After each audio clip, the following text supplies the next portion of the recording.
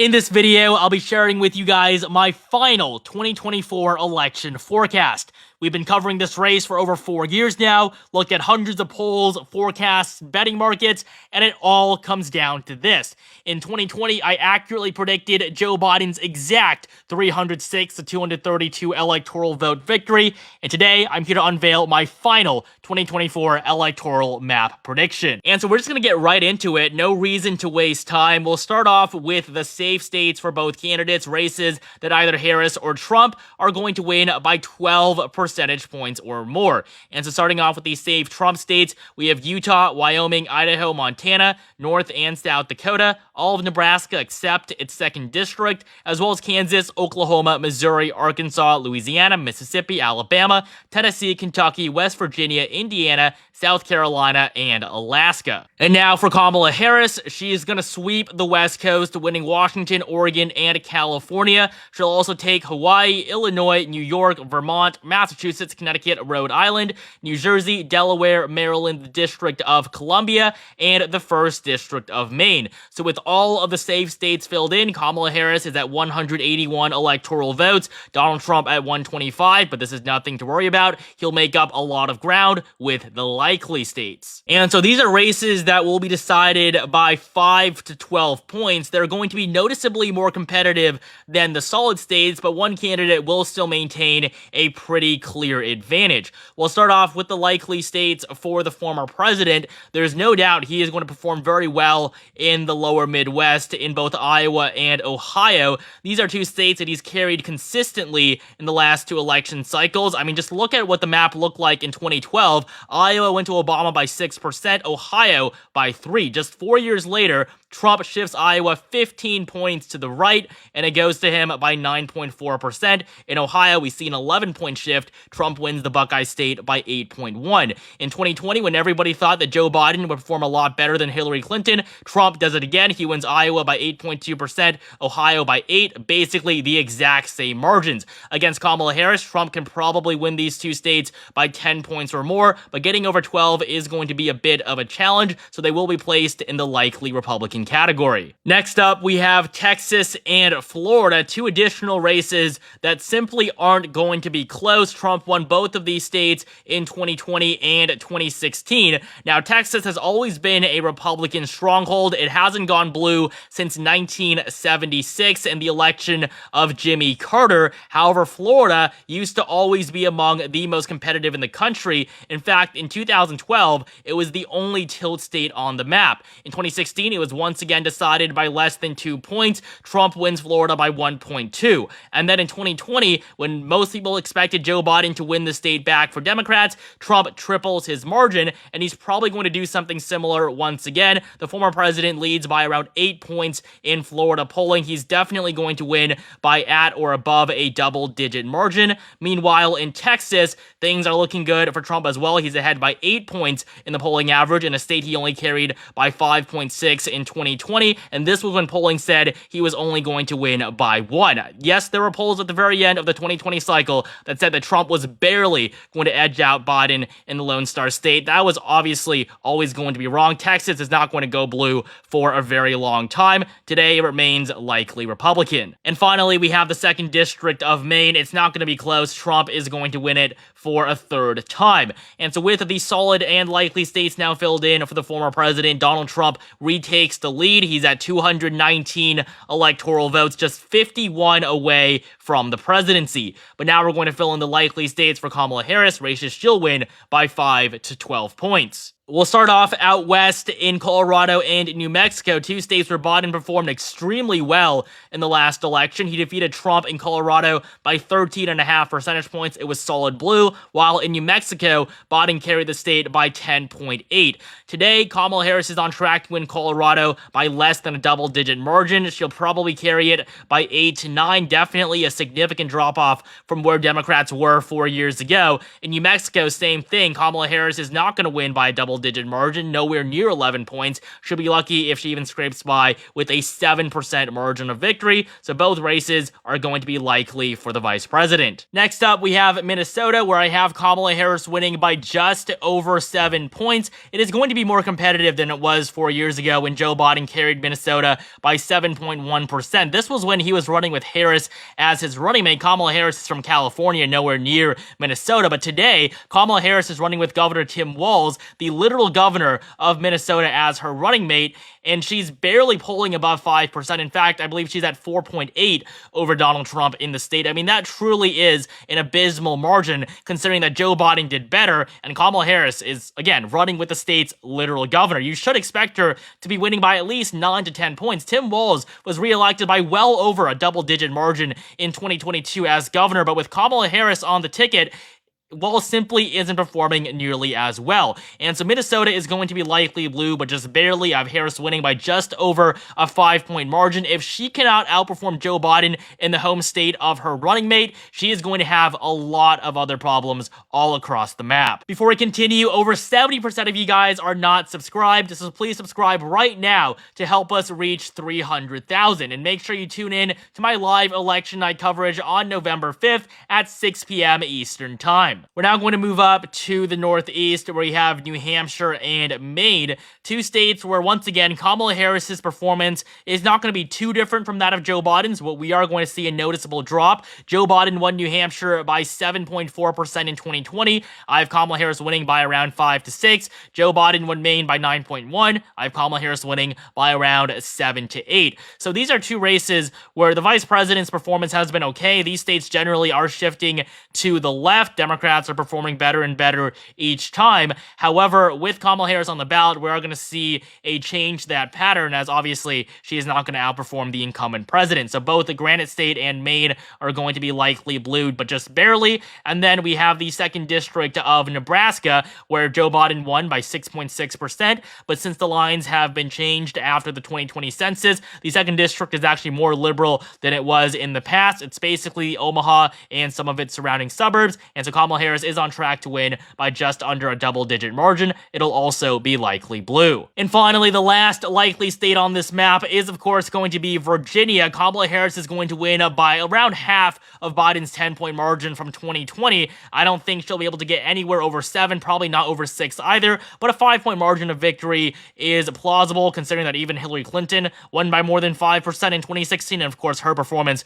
across the board was pretty terrible. Virginia, though, has been shifting to the right. That's one of the main reasons why Harris is going to perform so much worse than the incumbent president, but it's going to be likely for now. We're going to be a little generous to the Democrats, and so this leaves us with just the 7 battleground states. This shouldn't be surprising at all. These are the 7 races we've been covering basically throughout the entirety of the year, and with them not filled in yet, Kamala Harris is at 226 electoral votes, Trump at 219. So basically, until we get to these battlegrounds, the election is still a tie. Before we continue, I want to tell you guys about Polymarket, the world's largest prediction market, where you can track election results and instantly see who's leading. These odds react in real time to current events instead of days later like the polls. There's no bias or media spin, just pure data. Market odds reflect the collective analysis, beliefs, and wisdom of thousands of traders reacting to world events. Polymarket has also recently launched a mobile app where you can access their 2024 election forecast on the go.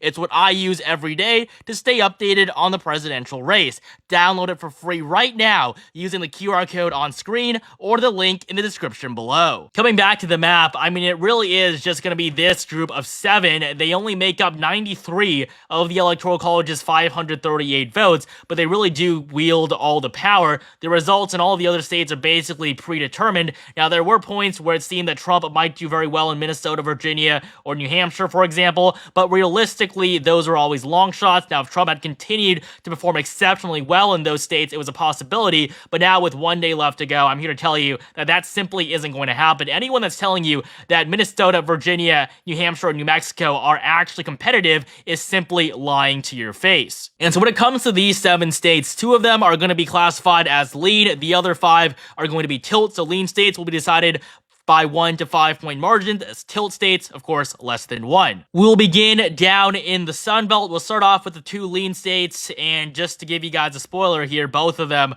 are going to go to Donald Trump. I don't have any lean states voting in favor of Kamala Harris. We're going to begin in Arizona, where Donald Trump is on track to win by around 1 to 3 points. Anything is possible just because of how close these races are, but it definitely does seem that Trump is going to come out on top in Arizona, a state that he won by nearly 4 points in 2016, but lost by 0.3 to Joe Biden in 2020. Today, Trump leads by 2.6% in the polls. I mean, just looking at the graph here, his lead has only been growing as the election has neared. He is performing very well. It is extremely unlikely that he is going to lose Arizona. This is a must-win state for the former president. If he doesn't win Arizona, the election is over. But as of right now, it is very likely that he will flip Arizona back. It's going to be the first lean red state on the map. And the other lean state is, of course, going to be Georgia on the other side of the Sun Belt. I mean, this race is very similar to the election in Arizona. Trump lost Georgia narrowly as well here, just 0.24% separated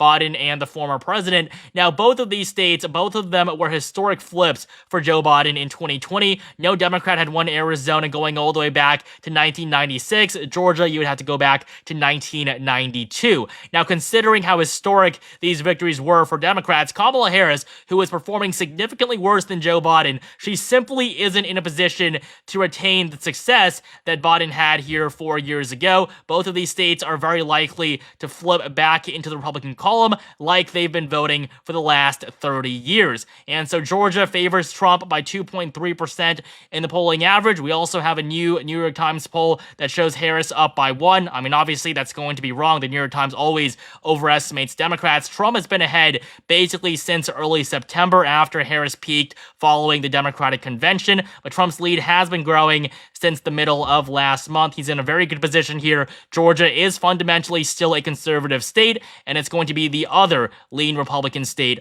on this map. And so just to map out Trump's potential pathways to victory here, Arizona and Georgia are must-wins. If Trump cannot win these 2 states, it is extremely unlikely he is going to be able to win any of the other toss-ups that will actually get him to 270 electoral votes. But the good news is, it is pretty likely he's going to win both Arizona and Georgia, even if he loses. So at the very minimum, this basically is his floor. All 5 of the remaining states are probably going to be decided by less than 1% or potentially just over 1%, but I will be placing them all into the tilt categories for either Democrats or Republicans because they really are just that competitive. Now, for Trump, his quickest pathway to victory would go through North Carolina and Pennsylvania. It could also go through North Carolina and Wisconsin, although the Pennsylvania path would be more likely as of right now. With Nevada, though, it only has 6 electoral votes, so winning Nevada isn't really concerned to Trump, but North Carolina definitely is. In the Tar Heel state, Trump is actually performing quite well. He leads by 1.5%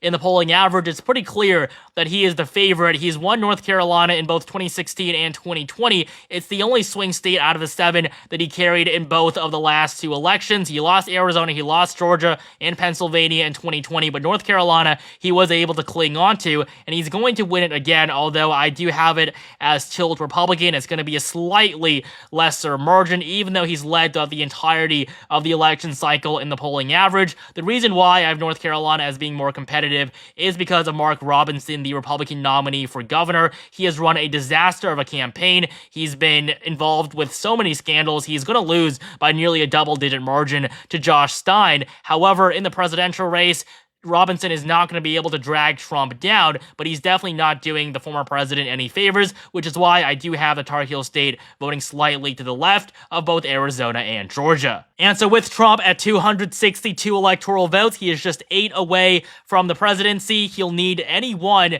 of the 3 upper Midwestern states, and it's very likely that Pennsylvania will be the one that gets him over the top, the Keystone State with its 19 electoral votes. We do have a very close election there. Trump leads by 0.3%. It's definitely going to go down to the wire, but Republicans are looking good, especially with early voting. They were behind by over 1 million after the early voting period in 2020. Today, Democrats lead by less than 500,000. Their goal was to have a buffer of 500 or maybe even 600,000. They were unable to reach that, and in a state that they carried by just 80,000 votes 4 years ago, that small difference is going to be a big deal.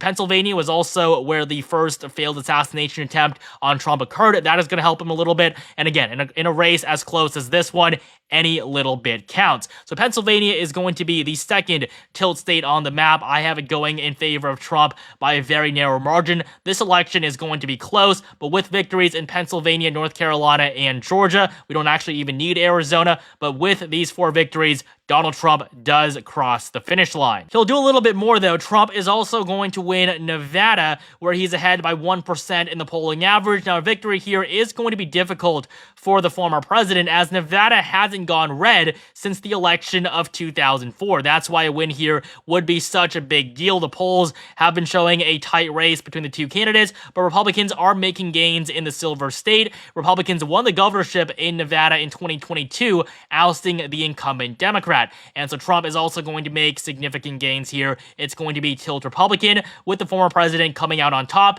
by less than half a percentage point. And finally, in Wisconsin and Michigan, these are basically toss-ups. I would generally just put them in a toss-up category and not fill them in at all. But, you know, obviously, I think you guys would want me to give an answer for each of these states. And in Wisconsin and Michigan, the polls are basically tied. Harris up by 0.3 in Wisconsin, by 0.6 in Michigan. Now, the polling is not the reason why I'm going to give them narrowly to Kamala Harris, but it's mainly because of the early voting numbers. The vice president is in a slightly better position than where she is in Pennsylvania and Nevada. And of course, we all know that Wisconsin and Michigan are going to vote to the left of those two states. And with Pennsylvania and Nevada being so close, I see the most realistic outcome as being the one in which Kamala Harris barely edges Trump out in both Wisconsin and Michigan, but I definitely would not be surprised if Trump was able to carry these two states as well. And so this is it. This is my final 2024 election prediction. Donald Trump wins with 287 electoral votes, Kamala Harris at 251. It is going to be a close race,